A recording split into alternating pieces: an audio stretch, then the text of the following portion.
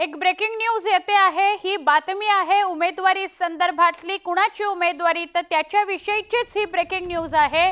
गोकुळ झिरवळ यांनी उमेदवारी मागितलेली आहे। नरहरी झिरवळ यांचा मुलगा गोकुळ झिरवळ यांनी उमेदवारी मागितलेली आहे। शरद पवार यांच्याकडे ही उमेदवारी गोकुळ झिरवळ यांनी मागितलेली आहे। शरदचंद्र पवार पक्षाकडून ही उमेदवारी मागण्यात आलेली आहे। दिंडोरी पेठ मतदारसंघासाठी गोकुळ झिरवळ यांनी मुलाखत दिल्याची माहिती मिळते। उमेदवारी मागतानाचा व्हिडिओ समोर आलेला आहे। या घडीची सगळ्यात मोठी बातमी आपण बघतो आहोत। विधानसभा निवडणूक काही महिन्यांवर येऊन ठेपलेली आहे। सगळ्याच पक्षांनी मोर्चे बांधणी सुरू केलेली आहे। राष्ट्रवादी काँग्रेसमध्ये फूट पडलेली आपल्याला बघायला मिळाली।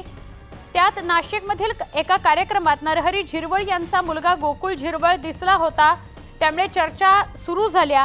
गोकुळ झिरवळ दिंडोरी विधानसभा मतदारसंघातून इच्छुक आहेत। त्यामुळे निवडणुकीत नरहरी झिरवळ विरुद्ध गोकुळ झिरवळ असा सामना रंगणार असल्याचं बोललं जात आहे। आमदार नरहरी झिरवळांचा मुलगा गोकुळ झिरवळ यानं शरद पवार पक्षाकडून उमेदवारी मागितली असा व्हिडिओ समोर येतोय। नाशिकमधील कार्यकर्ता मेळाव्यात गोकुळ झिरवळ यांनी प्रदेशाध्यक्षांकडे उमेदवारी मागितली। दिंडोरी पेठ या मतदारसंघासाठी जयंत पाटील यांना गोकुळ झिरवळांनी मुलाखत दिली।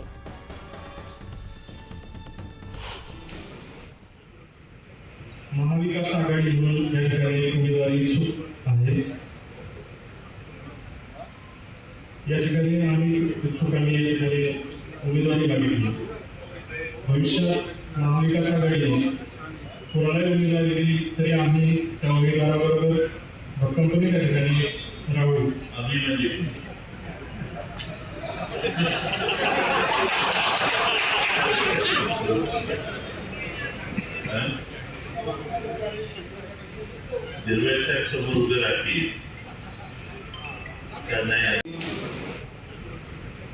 महाविकास आघाडीकडून या ठिकाणी उमेदवारी इच्छुक आहे। महाविकास आघाडीचं राष्ट्रवादी काँग्रेस पक्ष शरद पवार गटाचे उमेदवार म्हणून बरेच जण तालुक्यातून विधानसभा मतदारसंघातून इच्छुक आहेत। परंतु मी पण या ठिकाणी इच्छुक आहे आणि माझी इच्छा आहे का मला उमेदवारी द्यावी किंवा महाविकास आघाडीने कुठलीही उमेदवारी दिली त्याच्या पाठीमागे भक्कम राहण्यासाठी मी नेहमी प्रयत्नशील असेल। आपले वडील जे आहेत ते अजितदादांकडे आहेत, तिथे विधानसभा उपाध्यक्ष आहेत, त्यांचे आमदार आहेत। आपण महाविकास आघाडीकडे, त्यामुळे दिंडोरी लोकसभा आपलं दिंडोरी विधानसभेमध्ये पिता विरुद्ध पुत्र अशी लढत पाहायला मिळेल। पक्षाने जबाबदारी दिली तर पिता विरुद्ध पुत्र असे दिसेल।